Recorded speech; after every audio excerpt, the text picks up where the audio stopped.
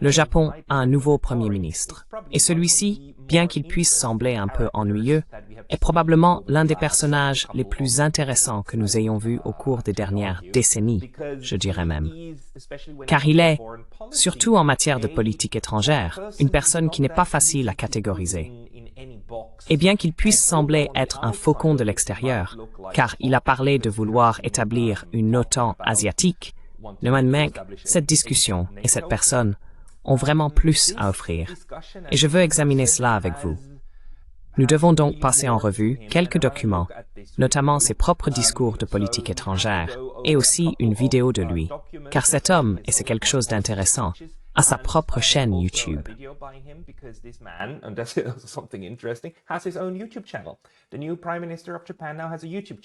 Le nouveau Premier ministre du Japon a maintenant une chaîne YouTube.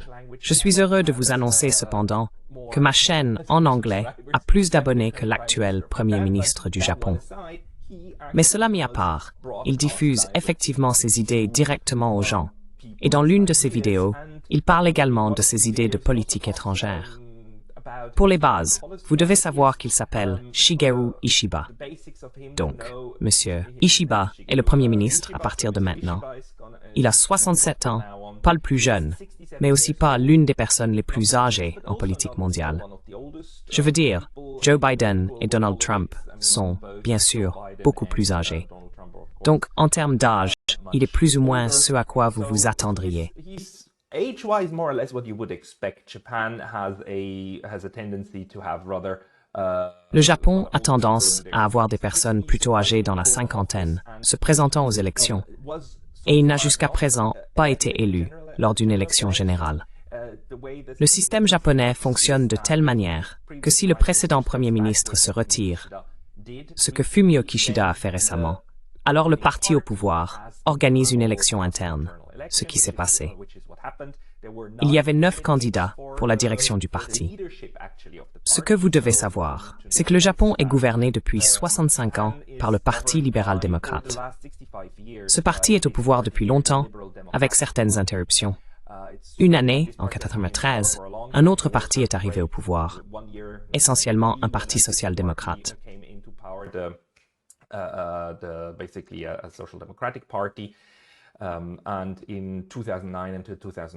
Et en 2009 et 2012, également, pendant 3 ans, un autre parti était au pouvoir. Mais plus ou moins continuellement, le PLD a été la plus grande force dans la politique japonaise. Ils détiennent une majorité absolue à la Chambre basse, la Chambre des représentants, avec 258 sièges sur un total de 465, ce qui leur donne une majorité absolue. À la Chambre haute, la Chambre des conseillers, qui aux États-Unis serait appelée le Sénat, ils détiennent également une majorité, bien que non absolue, avec seulement 115 sièges sur 248. Ce parti est en coalition depuis de nombreuses années avec un petit parti, le Komeito, qui est un petit parti conservateur plutôt religieux.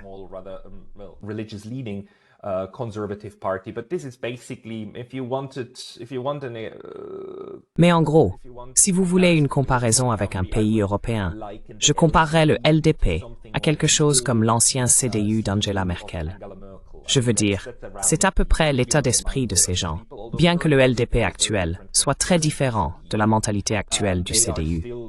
Il reste traditionnellement conservateur, à mon avis, comme beaucoup de partis européens l'étaient autrefois. Maintenant, en parlant de politique étrangère, j'aimerais d'abord vous montrer cette vidéo qu'il a récemment publiée. C'est une courte vidéo. Il avait une mini-série sur la protection du Japon.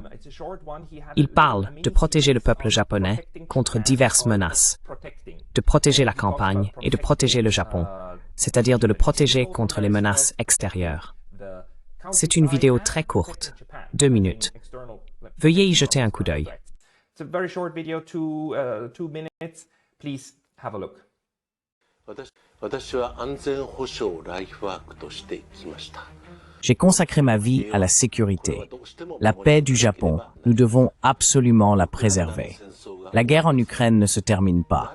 Qui aurait prédit que la Russie, membre permanent du Conseil de sécurité de l'ONU, envahirait l'Ukraine? Presque personne ne l'avait prévu. mais l'Ukraine ne fait pas partie de l'OTAN. C'est pourquoi elle n'est pas défendue. C'était la logique des États-Unis. L'Ukraine d'aujourd'hui pourrait être l'Asie de demain. Alors, si l'on remplace la Russie par la Chine et l'Ukraine par Taïwan, il n'y a pas d'OTAN en Asie. Il n'existe pas de mécanisme d'obligation mutuelle de défense. Peut-on vraiment protéger le Japon? Peu importe le nombre de chars, d'avions de combat ou de navires d'escorte que nous possédons. Que faire s'il n'y a personne pour les piloter? Actuellement, les forces d'autodéfense ne comptent que 92% de leur effectif. Même en recrutant, moins de la moitié des jeunes rejoignent les rangs. Les membres des forces d'autodéfense prennent leur retraite à 55 ans. Y a-t-il vraiment un emploi approprié pour eux après cela? Ne devrions-nous pas, en tant que nation, offrir aux membres des forces d'autodéfense des emplois qui correspondent à la carrière qu'ils ont construite, même s'ils prennent leur retraite jeunes? Comment peut-on protéger le Japon sans un système de sécurité, des relations internationales, un premier ministre et un personnel adéquat? En tant qu'expert en sécurité, je tiens à le dire, c'est le Parti libéral-démocrate qui protège le Japon. Je veux être au cœur de cela. Je veux être au centre du gouvernement japonais, protéger le Japon, préserver la paix, protéger chaque citoyen. Je m'engage à tout faire pour protéger le Japon.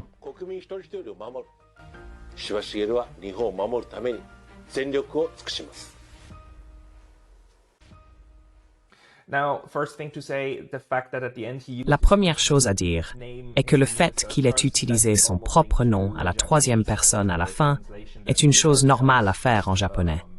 Et la traduction que nous avons faite nous-mêmes a simplement suivi cela de manière assez littérale. Il n'y a rien d'étrange à cela. En écoutant juste ce discours, on pourrait penser qu'il est un faucon en politique étrangère. Mais il a publié une version plus longue de ses réflexions à l'Hudson Institute récemment, le 25 septembre, sur sa vision. Et je veux passer cela en revue avec vous. Il y a plusieurs couches dans sa réflexion sur la politique étrangère, et certaines d'entre elles sont en fait assez intéressantes.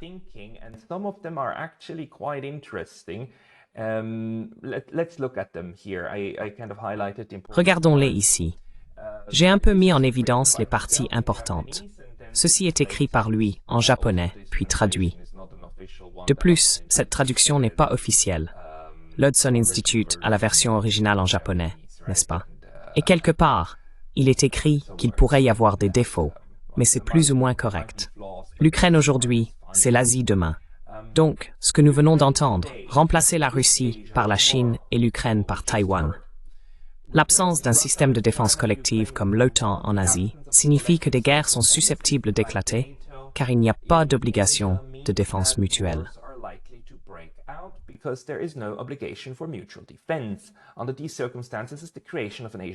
Dans ces circonstances, la création d'une version asiatique de l'OTAN est essentielle pour dissuader la Chine par ses alliés occidentaux.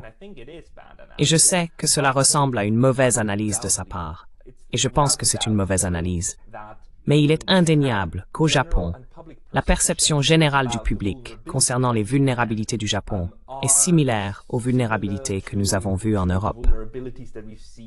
Les gens ont peur que quelque chose arrive à Taïwan, comme ce qui est arrivé à l'Ukraine, malgré le fait que c'est un récit stupide. Mais ce sont des perceptions publiques. Donc il s'adresse à ces perceptions publiques, n'est-ce pas?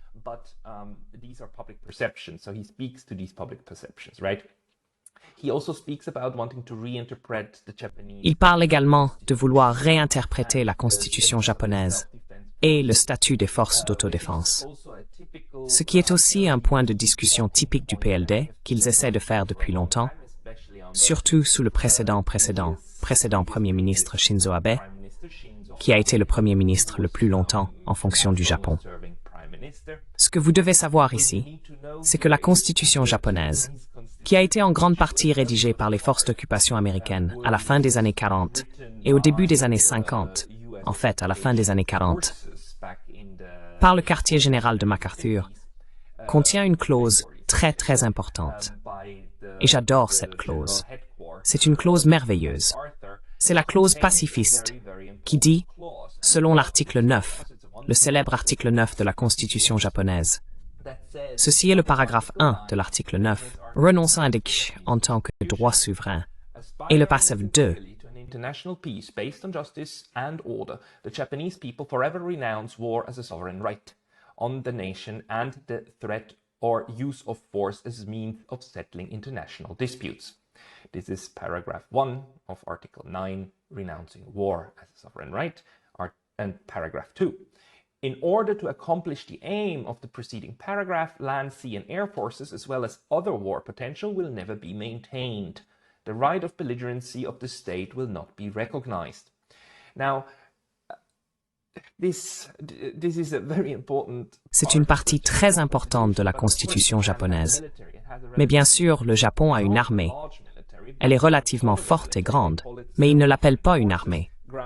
Il l'appelle les forces d'autodéfense, forces terrestres d'autodéfense, forces aériennes d'autodéfense et forces maritimes d'autodéfense. Donc ils ont tout, une armée de terre, une marine et une force aérienne, bien sûr. Donc le Japon a toutes ces choses. C'est ainsi que vous contournez même votre propre constitution. Mais bon, le point est que le Japon n'a pas utilisé ses forces en dehors de leur pays de manière significative.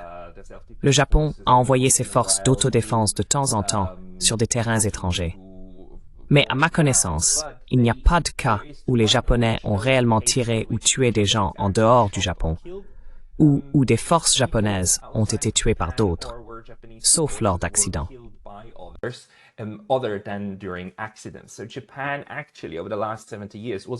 En fait, le Japon, au cours des 70 dernières années, s'est beaucoup retenu et a respecté au moins l'esprit de cet article en utilisant ses forces d'autodéfense uniquement pour l'autodéfense et rien d'autre. Maintenant, le PLD voulait changer cela depuis un certain temps et ils ont échoué. Ils ont échoué dans cela. Pourquoi ont-ils échoué? Parce qu'en réalité, les Américains ont veillé à ce qu'il soit extrêmement difficile de modifier la constitution japonaise, car ce qu'il faut faire, c'est obtenir une majorité des 2/3 au Parlement. Et le PLD avait une majorité des 2/3. Il contrôlait plus de 66% des sièges, je pense même dans les deux chambres, surtout avec le PLD, avec le Komeito. Mais il y a un deuxième obstacle pour changer la Constitution, qui est qu'après avoir obtenu l'approbation de 66% pour un changement, il y a aussi un référendum public, obligatoire.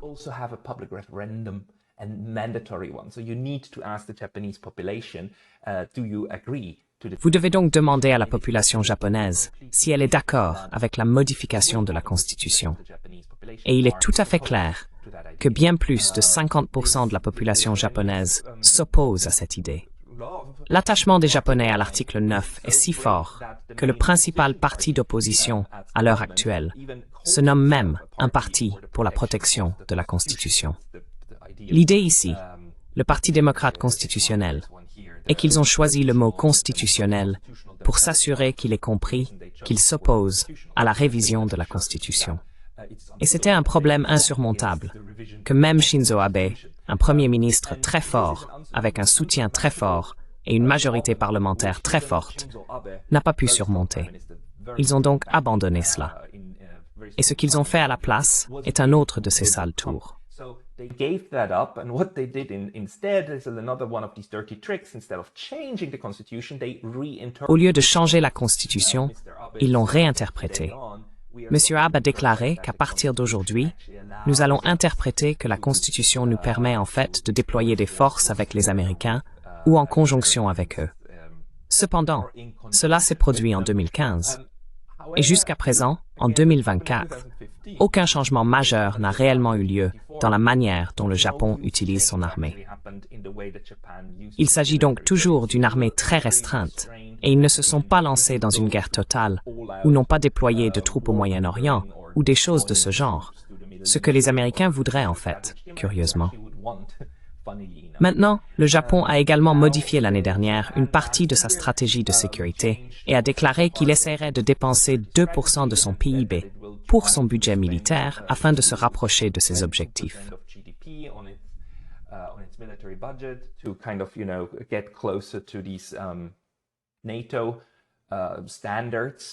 Les normes de l'OTAN et le travail également plus avec les pays de l'OTAN et acquérir la capacité de frapper avec leurs propres missiles les adversaires si nécessaire.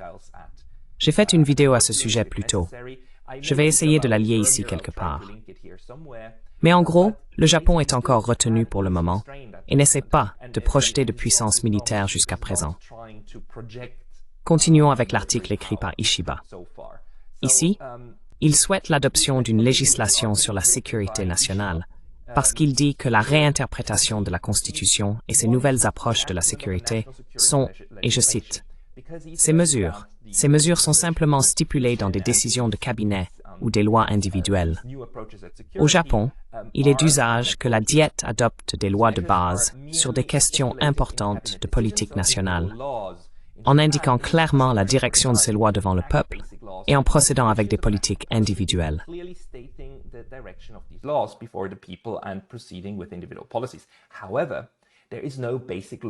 Cependant, il n'existe pas de loi fondamentale sur les questions de sécurité à ce jour, et il aimerait créer une loi fondamentale sur la sécurité nationale qui définirait la doctrine de sécurité du Japon au-delà des livres blancs du gouvernement, qui représentent les stratégies actuelles du gouvernement. Il souhaiterait toujours réviser la Constitution, et la révision de la Constitution signifie la révision de l'article 9, bien que je doive souligner que même Shinzo Abe n'a jamais aspiré à changer la première partie de l'article 9. Même Shinzo Abe, le leader conservateur très à droite, voulait seulement modifier le paragraphe 2. Le but était de changer le paragraphe 2 pour dire « D'accord, vous pouvez maintenir des forces militaires régulières ». C'était l'objectif, parce qu'il est parfois rapporté que le PLD veut abolir la première partie et veut le droit de faire la guerre.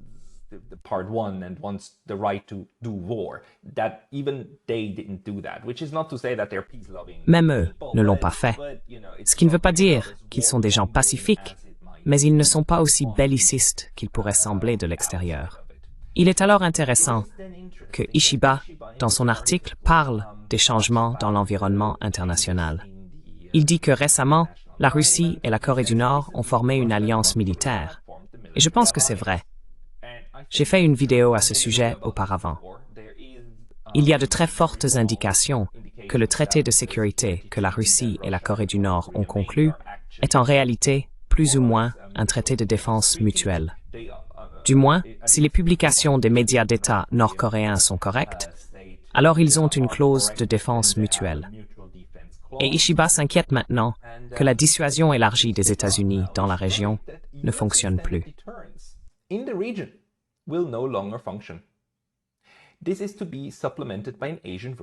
Ceci doit être complété par une version asiatique de l'OTAN. Son rêve d'une OTAN asiatique ne vient pas de l'idée d'une plus grande projection de puissance des États-Unis à travers le monde. Cela vient d'un sentiment d'insécurité. Ishiba ne fait pas confiance à la capacité des États-Unis à dissuader avec succès la Chine, la Russie et la Corée du Nord de la manière dont le Japon a cru jusqu'à présent en la dissuasion américaine. C'est assez significatif, car cela, je pense, motive désormais le reste de sa réflexion, selon laquelle, en fait, ce dont le Japon a besoin, c'est de ce que les Français appelleraient l'autonomie stratégique dans leur capacité militaire.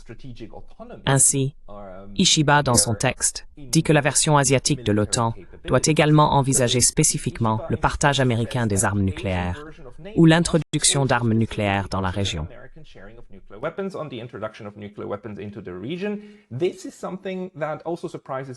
Cela me surprend également beaucoup, parce que, vous savez, l'adhésion du grand public à l'article 9 est très forte, et la faveur du grand public pour les trois principes non nucléaires est très forte. Les trois non nucléaires: pas de production d'armes nucléaires, pas de stationnement d'armes nucléaires, et pas de transit d'armes nucléaires. Donc, même le simple transit d'armes nucléaires est quelque chose qui est officiellement encore la politique du gouvernement. Il secoue donc le bateau, ici dans les deux sens, en termes de réflexion sur la sécurité, de méfiance envers les capacités de projection de puissance des États-Unis, et en disant, eh bien, peut-être que nous devons réfléchir aux armes nucléaires. Ce qui est quelque chose qui, bien sûr, inquiétera beaucoup la Chine, mais aussi la Corée du Sud d'ailleurs, car les Sud-Coréens ne font pas non plus très confiance aux Japonais.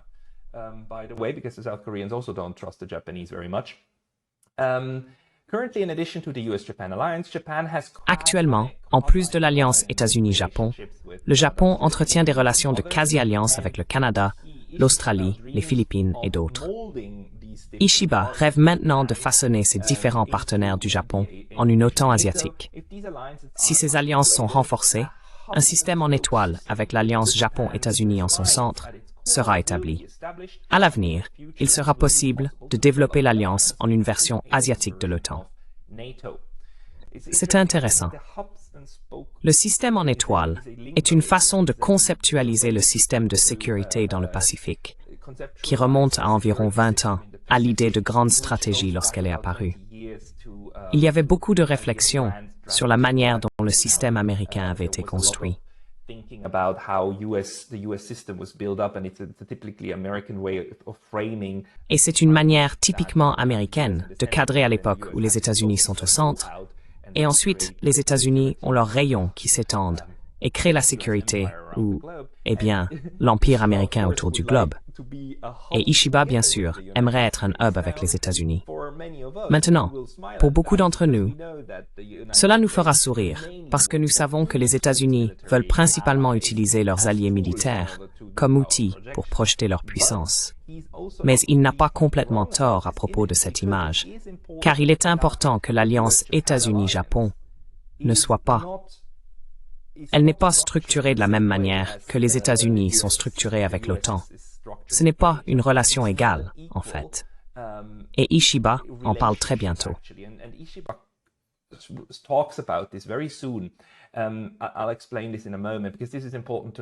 Je vais expliquer cela dans un instant, car c'est important à savoir. Donc, il dit ensuite, cependant, d'autre part, les mesures de renforcement de la confiance pour réduire les menaces potentielles seront également importantes. C'est pourquoi je dis qu'il est une personne aux multiples facettes. Et il parle de coopération internationale, y compris avec la Chine, notamment dans le domaine de la gestion des catastrophes et des efforts de prévention des catastrophes, n'est-ce pas? Tremblements de terre, inondations et autres catastrophes naturelles. Et il parle bien ici de la Chine. La Chine s'est également engagée dans les efforts de prévention des catastrophes, ayant même envoyé un navire hôpital naval à RIMPAC 2016. RIMPAC 2016, je veux dire, il doit remonter assez loin pour trouver un bon exemple ici. Mais RIMPAC 2016 était un exercice naval dans le Pacifique, l'un des plus grands jamais organisés, avec plus de 20 parties participantes, et la République populaire de Chine en faisait partie.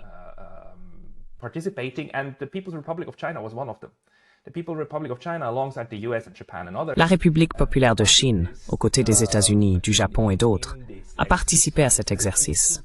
C'était en 2016, donc il y a assez longtemps, mais c'était après, ou légèrement avant, probablement planifié avant, le pivot d'Obama vers l'Asie.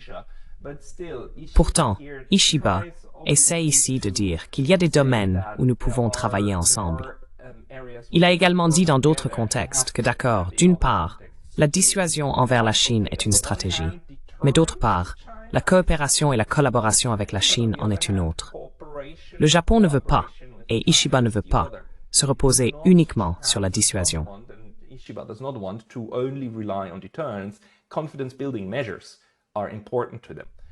Les mesures de confiance sont importantes pour eux. Une sorte d'approche à double voie. J'ai déjà entendu cela de la part d'experts en sécurité au Japon, parlant de l'importance de faire les deux et de tendre réellement la main à la Chine pour gérer les tensions. Donc, ce n'est pas une personne qui adhère à l'idée que nous devons simplement militariser le Pacifique autant que possible, et tout ira bien. Les Japonais ne sont pas d'accord avec l'idée de devoir faire la guerre à la Chine. Certainement pas. Maintenant, l'une des parties les plus intéressantes est la façon dont Ishiba considère la nécessité de raviver l'alliance entre les États-Unis et le Japon.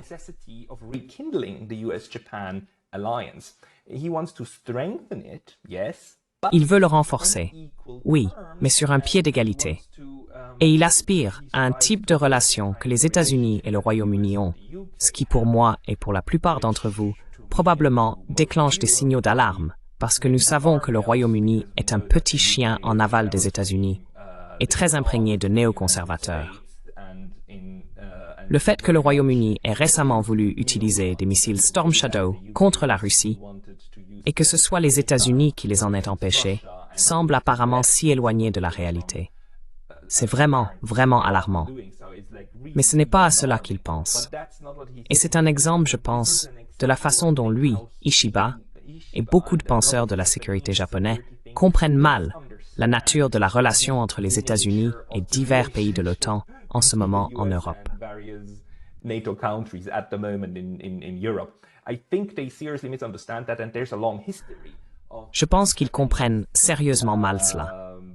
Et il y a une longue histoire de politiciens japonais en matière de sécurité, surtout ceux de haut rang, qui comprennent mal la nature de ce qui se passe politiquement en Europe depuis la Seconde Guerre mondiale. Peut-être qu'à la fin, je pourrais vous donner un exemple de cela. Mais je pense que c'est un malentendu. J'essaie d'interpréter cela comme lui disant qu'il ne veut pas être un chien des États-Unis.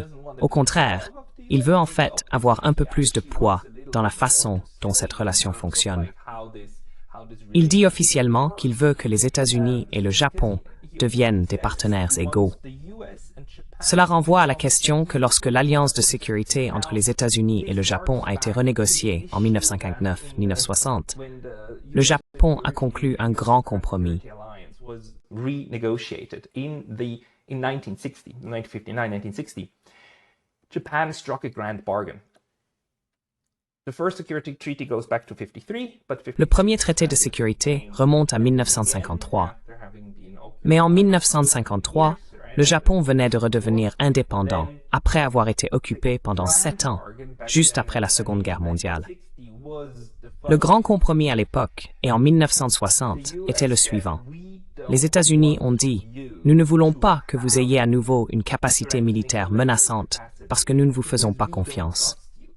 Parce que vous, le Japon, avez été un très mauvais garçon et vous êtes responsable de la Seconde Guerre mondiale en Asie. Vous devez accepter de ne pas avoir une armée forte. Vous ne pouvez plus jamais être une menace. » Et le Japon a dit « Ok, d'accord, mais si nous faisons cela, alors nous voulons que vous nous protégiez. »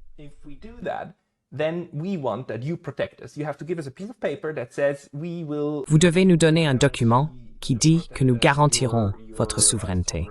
Les États-Unis ont dit « D'accord, mais en retour, nous voulons ces bases.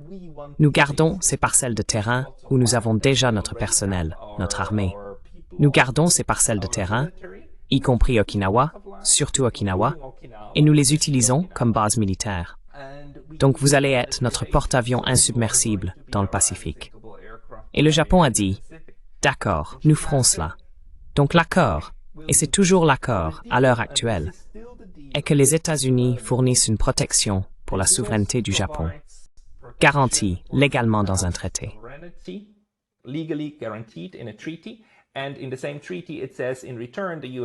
Et dans le même traité, il est dit qu'en retour, les États-Unis peuvent utiliser ces bases militaires à Tokyo, Kyushu et surtout Okinawa. Ils ont ces accords sur le statut des forces, qui accordent également au personnel américain de nombreux droits au Japon concernant ce qu'ils peuvent et ne peuvent pas faire, ou surtout ce qu'ils peuvent faire. Ils sont immunisés contre le système judiciaire japonais, et si des militaires américains commettent des crimes, alors le Japon ne peut pas les poursuivre, etc., etc. Cela a été quelque chose qui a irrité des personnes comme Ishiba, et il aimerait changer cela. Il dit que les conditions sont réunies pour réviser le traité de sécurité Japon-États-Unis en un traité entre pays ordinaires. The conditions are ripe to revise the Japan-US Security Treaty into a treaty between ordinary countries. The word ordinary country also carries a lot of weight. Le terme « pays ordinaire » a également beaucoup de poids car il se réfère à l'article 9 du Japon, ce qui signifie que le Japon n'a pas d'armée, seulement des forces d'autodéfense.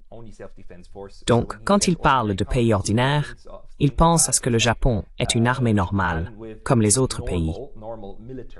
Cela implique de modifier la Constitution et d'établir la réciprocité de la manière dont cela est fait dans l'OTAN, comme un type d'accord de sécurité mutuelle de l'article 5, mais aussi d'assurer des droits égaux pour les Japonais aux États-Unis. Maintenant, écoutez bien, C'est un long paragraphe, mais lisons-le. Now get this. It's a long paragraph, but let's read this. The current Japan-US Security Treaty is structured. Le traité de sécurité actuel entre le Japon et les États-Unis est structuré de manière à ce que les États-Unis soient obligés de défendre le Japon et le Japon soit obligé de fournir des bases aux États-Unis. Le moment est venu de changer ce traité bilatéral asymétrique. Il est possible que le traité de sécurité Japon-États-Unis et l'accord sur le statut des forces puissent être révisés pour permettre aux forces d'autodéfense d'être stationnées à Guam afin de renforcer les capacités de dissuasion du Japon et des États-Unis. Faisons une pause un instant. Il dit qu'il devrait y avoir les forces d'autodéfense japonaises à Guam, qui est un territoire américain. Donc il veut des bases japonaises aux États-Unis. N'est-ce pas, Nestor? Isn't this interesting? Let's continue. If this happens, a status agreement for the Si cela se produit, un accord de statut pour les SDF à Guam pourrait être établi de la même manière que pour les forces américaines au Japon. Ce dont il parle ici, c'est de donner à l'armée japonaise le droit de ne pas suivre la loi américaine aux États-Unis. C'est l'implication. De plus, élargir le champ de la gestion conjointe des bases américaines au Japon réduirait également le fardeau des forces américaines au Japon. Cette phrase fait référence au fait qu'actuellement, les États-Unis gèrent seuls leurs bases militaires. Les forces d'autodéfense japonaises n'y participent pas. Et il suggère, pourquoi ne pas changer cela? Nous pouvons vous aider à l'administrer. Laissez nos gens entrer. Laissez nos gens faire partie de l'administration.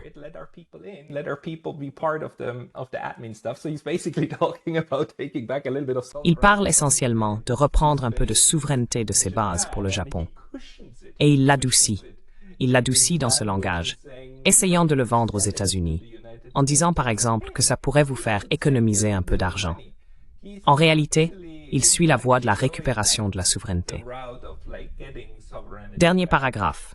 C'est ma mission d'élever l'alliance Japon-États-Unis au niveau de l'alliance États-Unis-Royaume-Uni.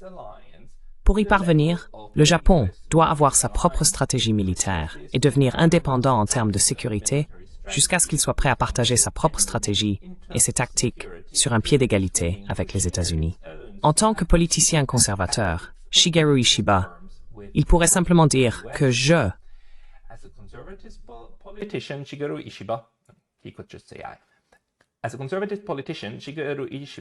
En tant que politicien conservateur, Shigeru Ishiba construira un système de sécurité capable de protéger sa propre nation par elle-même et de contribuer activement à la paix et à la stabilité des nations Indo-Pacifiques sur la base de l'alliance Japon-États-Unis. Vous savez, Ishiba essaye ici de vraiment résoudre un problème complexe. Il plaide en fait pour l'autonomie stratégique et la nécessité pour le Japon d'assurer sa propre sécurité dans de nouvelles structures, tout en atténuant le choc pour les États-Unis en termes communs et en référence connue à l'alliance Japon-États-Unis. Il ne dit pas qu'il veut abolir l'alliance, mais il veut la raviver. Et il veut la raviver pour avoir plus de poids dans ce qui se passe avec ces actifs militaires que les États-Unis ont au Japon.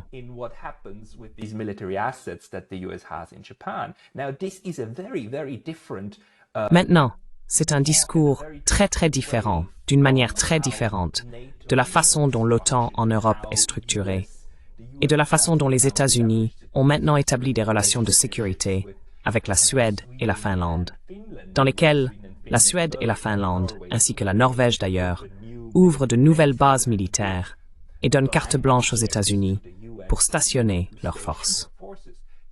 Le Japon est un problème ici. Il propose le contraire de cela. Il propose de reprendre la souveraineté militaire. Et vous savez, sans surprise, Ishiba est resté sous le radar jusqu'à présent. Je veux dire, j'ai aussi dû faire des recherches pour cette vidéo ici, mais nous n'avons pas encore entendu beaucoup de réactions des États-Unis. Il y en a quelques-unes, mais il y a des indications très claires que les États-Unis ne sont pas satisfaits de cela.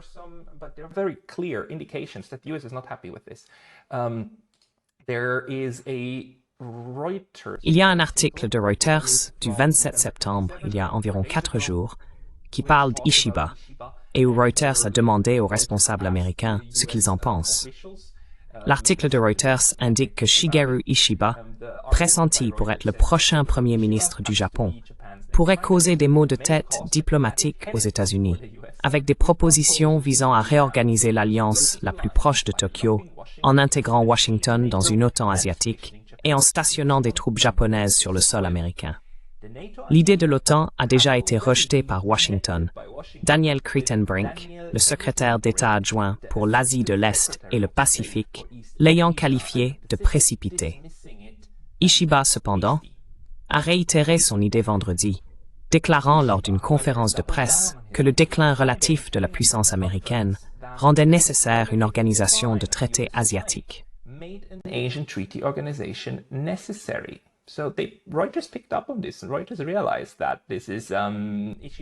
Donc Reuters a repris cela. Et Reuters a réalisé qu'Ishiba parle de l'OTAN asiatique, ce qui semble très bien pour les États-Unis. Et il parle de l'alliance États-Unis-Japon comme quelque chose de positif.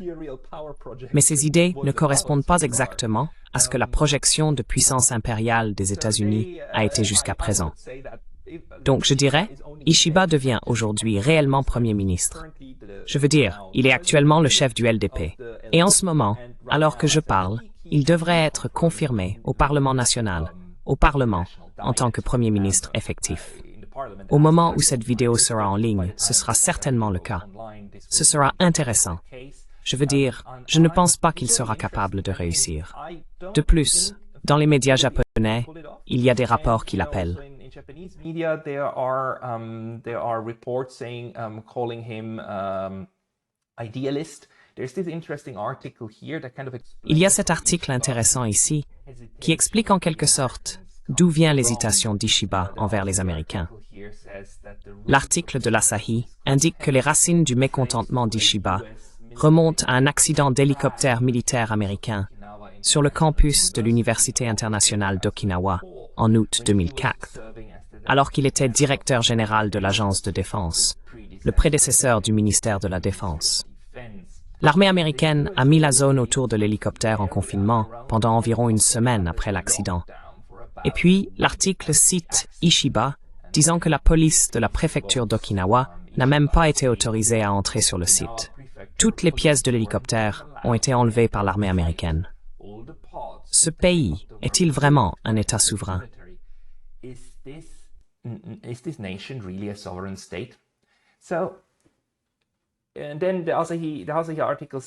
L'article d'Asahi dit qu'Ishiba n'a probablement pas assez d'expertise en relations étrangères et dans la gestion de la relation avec les États-Unis pour réellement atteindre ses objectifs. Mais je dois dire, surtout en comparaison avec l'autre personne qui était en compétition pour la présidence du LDP, Madame Sanae Takaichi, elle était un type typique de disciple d'Abe, qui est en faveur d'une continuation sans réserve de l'alliance États-Unis-Japon. Ishiba, maintenant qu'il a remporté ce concours interne du LDP, est une figure intéressante, car il est un outsider au sein du LDP. Il est l'une des voix non conformistes.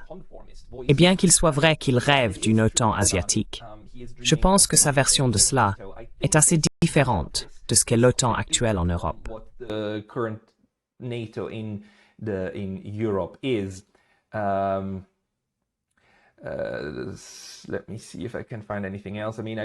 Laissez-moi voir si je peux trouver autre chose. Je veux dire, je viens de regarder le Washington Post, qui aujourd'hui ou hier avait un article disant que « Oh, n'est-ce pas problématique que le LDP soit au pouvoir depuis 70 ans ?» C'est assez intéressant, n'est-ce pas?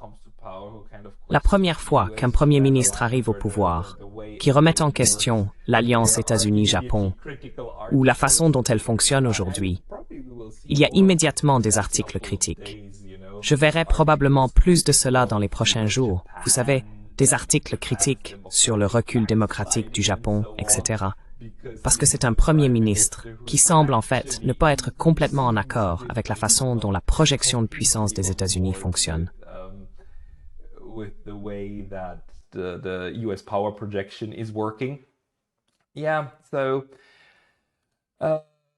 Oui, donc je pense que ce sont les choses les plus importantes à surveiller. Il y a de fortes chances que M. Ishiba ne progresse pas beaucoup, car le Japon est également connu pour ses périodes de rotation rapide des premiers ministres. Shinzo Abe a été en charge pendant 6 ou 7 ans, ce qui était une période très longue pour le Japon. Kishida, 2 ans et demi, c'était en fait aussi assez long. Et le premier grand test de M. Egwam, Ishiba va en fait arriver en octobre ou novembre. Il a déjà annoncé qu'il convoquerait des élections anticipées. Le Premier ministre japonais peut le faire. Il peut renvoyer le Parlement et dire comme nous allons voter à nouveau une élection populaire. Et si cette élection renforce alors le PLD, ce sera son mandat pour gouverner effectivement. That's going to be his mandate to actually to rule with. It could go the other way. I mean, if the LDP. Cela pourrait aller dans l'autre sens. Je veux dire, si le LDP perd des sièges lors de cette élection anticipée, alors ce qui se passera avec une certitude absolue, c'est que M. Ishiba démissionnera, surtout si le LDP perd gros. Ce n'est pas la même chose que ce qu'a fait Macron en France. Macron a simplement fait une mascarade des élections générales en ignorant essentiellement ce qu'elle disait, prétendant qu'il s'en souciait, mais en réalité, il ne le faisait pas. Le théâtre en France est fou en ce moment. Au Japon, cela ne passera pas. Si le LDP perd beaucoup de sièges, Ishiba partira parce que le système japonais a une histoire et une culture de politiciens prenant la responsabilité personnelle des défaites électorales. Il n'y a pas de tromperie, c'est pratiquement impensable. There is no like trickery around. That's pretty much unthinkable. But I mean, he has good chances. Mais je veux dire, il a de bonnes chances. Il ne convoquerait pas d'élection anticipée. Il n'est pas obligé de le faire. La Constitution ne l'exige pas. Donc c'est une démarche volontaire, parce qu'actuellement les sondages ne sont pas mauvais pour le LDP, et il veut un mandat fort.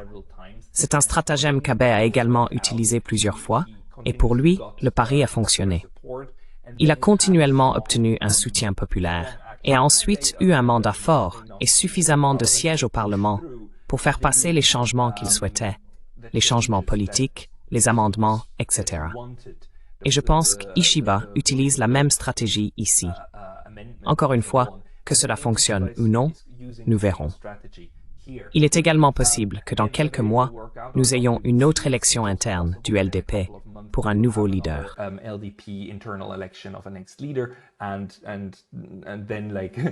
Et puis, il est fort probable que nous ayons un cabinet japonais très faible au fil du temps. Mais si le pari fonctionne, il y a une réelle chance que pour la première fois, nous ayons un Premier ministre japonais qui veuille réellement s'affirmer un peu avec cette stratégie. Laissez-moi juste vous montrer le dernier point. Maintenant, je me souviens pourquoi j'ai souligné cela. Dans un article du Japan Times, l'analyste examinait un livre récent qu'Ishiba a écrit, intitulé « Politicien conservateur, ma politique et mon destin », où il se décrivait comme un libéral conservateur à la manière de Tanzan Ishibashi, un ancien premier ministre japonais de courte durée.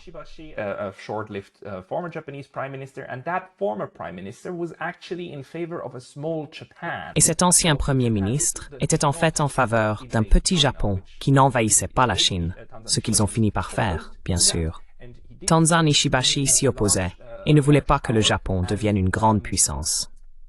L'article ici dit que la façon de penser d'Ishibashi est utile pour traiter avec la Chine d'aujourd'hui, plaidant pour une diplomatie gagnant-gagnant et semblant préconiser une position plus neutre entre Pékin et Washington. C'est une interprétation d'un observateur du Japon. Je ne pense pas qu'Ishiba voudrait être complètement neutre, mais il est probablement ce qui se rapproche le plus d'une telle position dans le LDP actuel, et c'est certainement quelque chose à surveiller. Je pense que cela sera intéressant.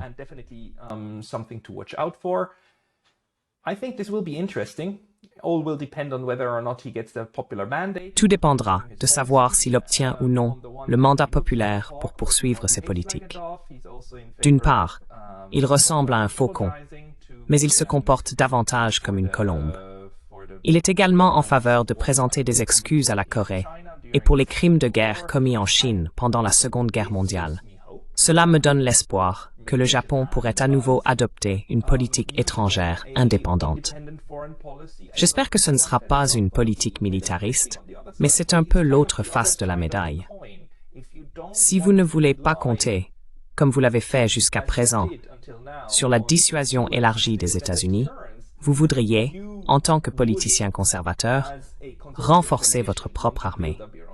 Nous verrons où cela mène. Merci beaucoup d'avoir écouté cette analyse et passez une bonne nuit. For listening to this analysis and have a good night.